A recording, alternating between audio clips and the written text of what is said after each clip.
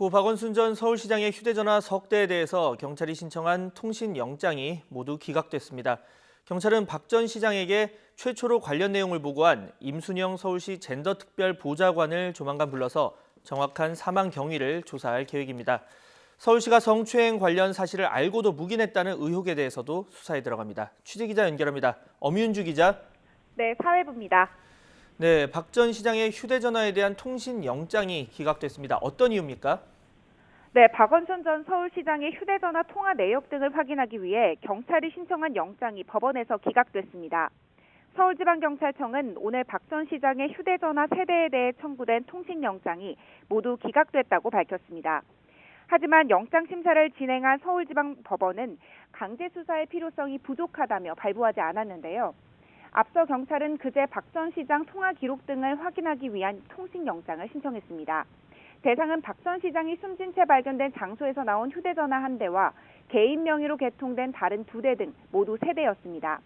이에 대해 경찰은 이미 아이폰 한 대의 사망 직전 통화 내역은 확보한 상태라며 통화 상대방들을 상대로 사망 경위를 계속 수사할 방침이라고 설명했습니다.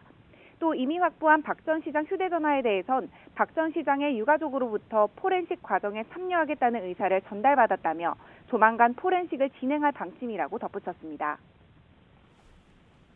경찰이 임순영 전 서울시 젠더특보에 대해서도 소환 일정을 조율 중이라고요? 네, 그렇습니다. 최근 경찰 조사를 앞두고 행방이 묘연했던 임순영 젠더특보가 경찰에 조만간 출석할 것이라는 의사를 밝힌 것으로 확인됐습니다. 임 특보는 박 전 시장에게 최초로 관련 내용을 알린 인물로 사망 경위는 물론 피소 사실 유출 의혹을 밝힐 핵심 인물입니다. 경찰은 임 특보의 진술이 필요하다고 판단해 계속해서 연락을 취해온 것으로 전해졌습니다.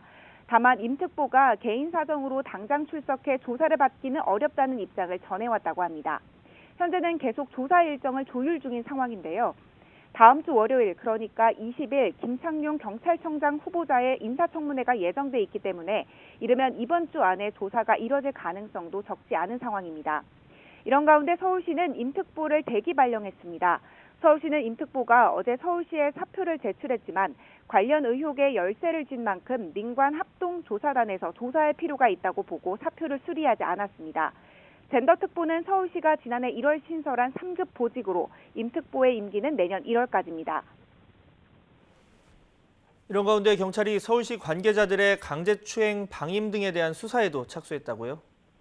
네, 경찰이 고 박원순 전 서울시장의 성추행 의혹과 관련해 본격적인 수사에 들어갔습니다. 서울지방경찰청은 오늘 오후 3시 고발장을 낸 유튜브 채널 관계자들을 불러 조사할 예정이라고 밝혔습니다. 앞서 이 관계자들은 지난 10일 서울시 전직 비서실장들을 강제추행 방조 혐의로 고발했는데요.